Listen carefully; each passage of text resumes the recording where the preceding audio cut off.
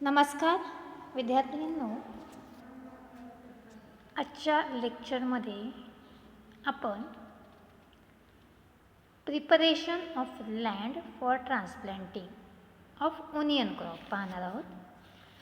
मागील लेक्चरमध्ये आपण त्याचं बॉटॅनिकल नेम, फॅमिली, ओरिजिन, त्याचबरोबर इकॉनॉमिक युजेस, इकॉलॉजी, यामध्ये क्लायमेट, सॉईल, व्हरायटीज, त्यानंतर pungency in onion, cultivation of onion for bulb purpose, हे मुद्दे आपण अभ्यासलेले आहेत. आजचा मुद्दा आहे नवीन, preparation of land for transplanting. ज्यावेळेस आपण सीडलिंग्स रेझिंग करतो किंवा रोपं तयार करतो आणि त्यानंतर आपल्याला ती रोपं किंवा ती सीडलिंग्स ट्रान्सप्लांट करायची असते आणि त्यासाठी आपण कशाप्रकारे जमिनीची मशागत करतो किंवा लँड प्रिपरेशन करतो आहे ते या मुद्द्यामध्ये आपण पाहणार आहोत. पहिला पॉईंट आहे, the land is प्लोड 2 to 3 time. जमिनीची खोलगट 2 ते 3दा नांगरणी करून घ्यायची आहे. त्यानंतर clods are crushed with the help of the मैंद और हॅरो. हॅरोच्या सहाय्याने किंवा मैंद, MAIND, मैंद म्हणजे लाकडी अवजार आहे किंवा अलीकडे हॅरो वापरतात. त्या हॅरोच्या सहाय्याने जी ढेकळे निघालेली आहेत प्लोईंग केल्यानंतर, तर त्यामुळे ते क्लॉड्स क्रश करणं गरजेचं आहे. तिसरा मुद्दा आहे, 25 to 30 tons of FYM is mixed into the soil. Harrowing केल्यानंतर 25 ते 30 टन चांगलं कुजलेलं शेणखत आपल्याला जमिनीमध्ये मिक्स करायचं आहे. And last 2 to 3 harrowing are given to brought the soil to a fine tilth. त्यानंतर शेणखत आपण मिक्स केल्यानंतर 2 ते 3 हॅरोईंग, कुळवणी आपल्याला करायचं आहे आणि जमिनीचा जो पोत आहे किंवा जमीन आहे आपल्याला भुसभुशीत करून घ्यायची आहे. तर अशा प्रकारचे ऑपरेशन आपण ट्रान्सप्लांटिंग ज्यावेळेस ओनियनची करणार आहे, कांदा लागवडीसाठी आपल्याला जमीन अशा प्रकारे तयार करून घ्यायची आहे. जसं आपण लँड प्रिपरेशनमध्ये करतो तशाच प्रकारचे पॉईंट्स यामध्ये सुद्धा आहेत. ठीक आहे. त्याच्यानंतर आहे time of transplanting. Onion can B grown at any time during the year. Onion can B grown at any time during the year, म्हणजे वर्षभरामध्ये आपण कांदा या पिकाचं उत्पादन कुठल्याही सीझनमध्ये घेऊ शकतो. But most suitable time for transplanting onion in Maharashtra is July in kharif and November in rabi. म्हणजेच काय, तर रब्बी आणि खरीप सीझनमध्ये दोन्ही सीझनमध्ये आपण घेऊ शकतो. फक्त खरीपमध्ये घ्यायचं असेल तर जुलै महिन्यामध्ये आणि रब्बीमध्ये घ्यायचं असेल तर नोव्हेंबर महिन्यामध्ये आपण ते ट्रान्सप्लांटिंग करू शकतो आणि त्याचं उत्पादन घेऊ शकतो. ठीक आहे. त्याच्यानंतर ट्रान्सप्लांटिंग ऑफ सीडलिंग्स. आता आपण सीडलिंग्स ट्रान्सप्लांट करणार आहे. Transplanting of onion can be done by the 2 method. आता आपण हे ट्रान्सप्लांटिंग करणार आहे, हे आपण 2 मेथडनी किंवा 2 पद्धतीने करणार आहे. यामध्ये पहिली आहे फ्लॅट बेड मेथड, म्हणजेच सपाट वाफे. ती आपल्याला तयार करायचं आहे आणि त्यानंतर आपण ट्रान्सप्लांटिंग करणार आहोत. तर फ्लॅट बेड पद्धत ही कशी आहे, सपाट वाफा पद्धती ही कशी आहे ते आपण पाहणार आहोत. Flat bed of 4 metre by 2.5 metre size are prepared with the help of the sara yantra. सारा यंत्राच्या सहाय्याने, सारा म्हणजे काय, सरी, सरी तयार करण्याच्या यंत्राने आपल्याला असे बेड्स तयार करून घ्यायचे आहेत आणि ते जे डिस्टन्स आहे बेड्समधलं, तर ते 4 मीटर लांबी आणि 2.5 मीटर रुंदी अशा प्रकारचे सारा आपण तयार करायचे आहेत. The beds are soaked well by giving pre transplanting irrigation. आता आपण रोपं लावणार आहोत त्याआधी त्या जमिनीमध्ये ओलावा असणं गरजेचं आहे आणि त्यासाठी हे जे बेड्स आपण तयार केलेले आहेत याला हलकंसं इरिगेशन, बेड्स आर सोक्ड वेल, चांगल्या प्रकारे आपण त्याला ओलावा तयार करायचा आहे आणि त्यानंतरच ट्रान्सप्लांटेशन करायचं आहे. त्यामुळे प्री ट्रान्सप्लांटिंग इरिगेशन असं आपण याला म्हणू शकतो आणि ट्रान्सप्लांटेशन करायच्या आधी आपल्याला हे पाणी द्यायचं आहे. सीडलिंग्स तिसरा मुद्दा आहे seedlings are transplanted at 15/7 centimetre distance.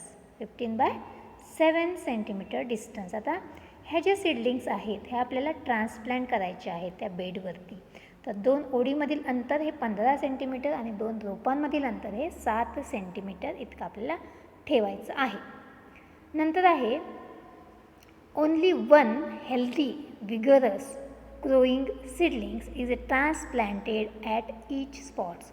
फक्त एकच सीडलिंग्स, फक्त एकच रोप आपल्याला घेऊन प्रत्येक स्पॉट्समध्ये लावायचं आहे. एकापेक्षा जास्त रोपं एका स्पॉटमध्ये आपल्याला लावायची नाहीत. Only one healthy vigorous growing seedlings is transplanted at each spot. The bulb obtained in flatbed are medium in size. The bulb obtained in flatbeds are medium in size, but the per hectare yield is high as compared to ridge and furrow method. Per hectare yield is high as compared to ridge and furrow method. आता हे जे आपण transplanting method करणार आहे फ्लॅटबेड पद्धतीमध्ये किंवा सपाट वाफ्यामध्ये, तर जे काही सपाट वाफे आहे यामधून जे बल्ब आपल्याला ऑप्टेन होणार आहे, कांदे आपल्याला उत्पादित होणार आहे, ते मीडियम साईजचे असणार आहे. 1 हेक्टरला is per hectare yield is high as compared to ridges and furrow method. पण यामध्ये सुद्धा एक याचा फायदा किंवा एक ॲडव्हान्टेजेस म्हणता येईल की जरी मीडियम साईजचे कांदे यामध्ये उत्पादन होत असतील तरीसुद्धा याचं जे यील्ड आहे, याचं प्रोडक्शन आहे, हे रिजेस आणि फरो या मेथडपेक्षा जास्त असणार आहे. ठीक आहे. तर ही झाली फ्लॅट बेड मेथड. ठीक आहे.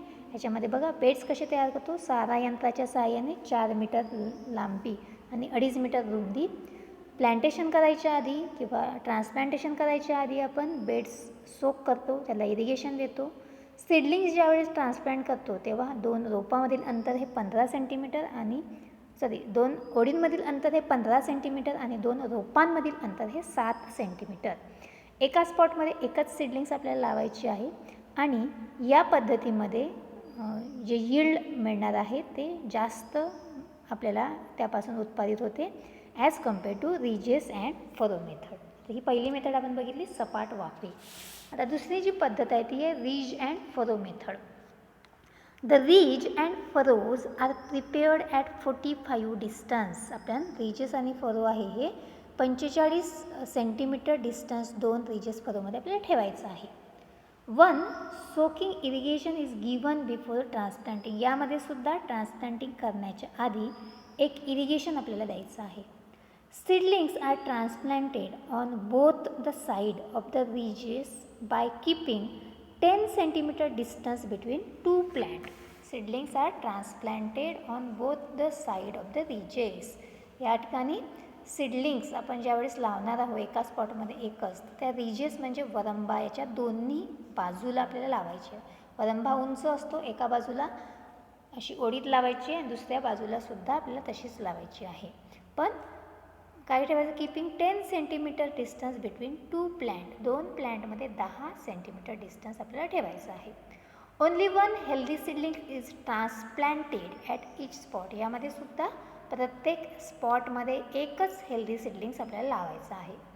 The bulb obtained in this method are large in size but yield per hectare is less as compared to flat bed method. आता आपण ह्या 2 मेथड्सचं जर कंपॅरिझन केलं आहे, फ्लॅट बेड मेथड्स आणि रिज अँड फरो मेथड, तर उत्पादनाच्या बाबतीमध्ये फ्लॅट बेड मेथड किंवा सपाट वाफ्यामध्ये जास्त उत्पादन मिळते, पण त्यामधील जे बल्ब आहेत त्याचा साईज हा मीडियम असतो. पण रिजेस आणि फरो मेथड यामध्ये साईज हा मोठा असतो as compared to flat bed method. पण यील्डचा विचार केला तर रिजेस आणि फरो या पद्धतीमध्ये यील्ड हे कमी मिळते आणि फ्लॅट बेड पद्धतीमध्ये जास्त आपल्याला मिळते.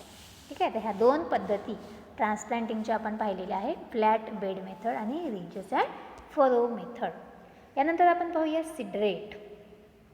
Seed rate of the onion for bulb purpose is 5 to 6 kg seed per hectare. एका हेक्टरसाठी किती बियाणे आपल्याला लागणार आहे? 5 ते 6 किलो बियाणे. किती? 5 ते 6 किलो. स्पेसिंग, फ्लॅट बेड मेथडमध्ये स्पेसिंग आपण आधी पण पाहिलेली आहे, 15/7 सेंटीमीटर. आणि रिजेस अँड फरो मेथडमध्ये 2 प्लॅन्टमधील आपण पाहिलेलं आहे 10 सेंटीमीटर आणि 2 ओळींमधील आहे 22.5 सेंटीमीटर इतकं अंतर आपल्याला त्या ठिकाणी ठेवणं अपेक्षित आहे. ठीक आहे. त्याच्यानंतर पुढचा मुद्दा आपण पाहणार आहोत मॅन्युरिंग, मॅन्युअर्स अँड फर्टिलायझर्स. मॅन्युरिंगमध्ये 25 to 30 tons FIM per hectare is mixed into the soil at the time of land preparation. जमिनीची मशागत करत असताना यामध्ये आपण 25 ते 30 टन चांगलं कुजलेलं शेणखत त्या ठिकाणी देणार आहोत. त्यानंतर फर्टिलायझरचा डोस आपल्याला द्यायचा असतो नायट्रोजन, फॉस्फरस आणि पोटॅशियम. आता यामध्ये फर्टिलायझरचा डोस पहा. The dose of fertiliser is 50 kg nitrogen, 25 kg phosphorus and 50 kg potash. ठीक आहे. 50, 25, 50 असा डोस आहे. The remaining dose of 25 kg nitrogen is applied 1 month after transplanting. ज्याप्रमाणे आपण नायट्रोजनचा जो डोस आहे तो स्प्लिट डोसेसमध्ये देतो, विभागून देतो, त्याप्रमाणे पहिला डोस 25 किलोग्रॅमचा आणि दुसरा डोस 1 महिन्याने ट्रान्सप्लांटिंग झाल्यानंतर 1 महिन्याभराने 25 kg नायट्रोजन आपल्याला अप्लाइड करायचं आहे. फक्त यामध्ये काय लक्षात ठेवायचं तर FIM 25 ते 30 टन आणि NPKचा डोस 50, 25, 50. ठीक आहे.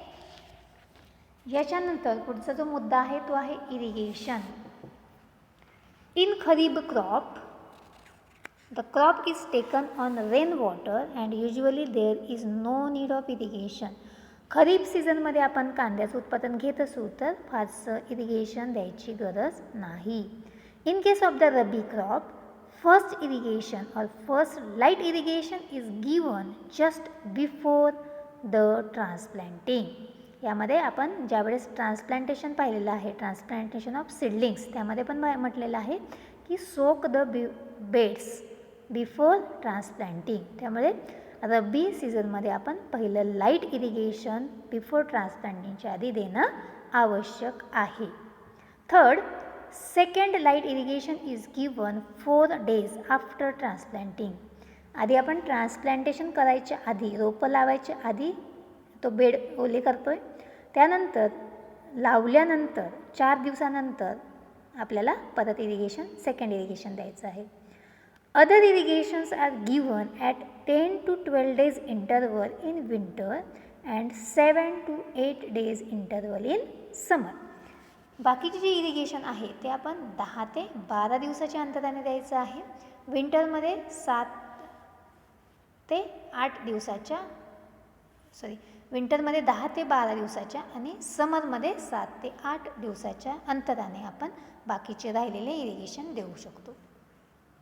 In all it needs 15 to 18 irrigation is more at bulb development stage. आपल्याला बल्ब डेव्हलपमेंट स्टेजपर्यंत जवळपास 15 ते 18 इरिगेशन देणं आवश्यक आहे. The need of irrigation is more at bulb development stage. म्हणजे this is the critical stage of irrigation. इरिगेशनची critical stage जर म्हटलं तर कुठली आहे? Bulb development. ह्या स्टेजला आपल्याला त्या पिकाला इरिगेशन देणं गरजेचं आहे.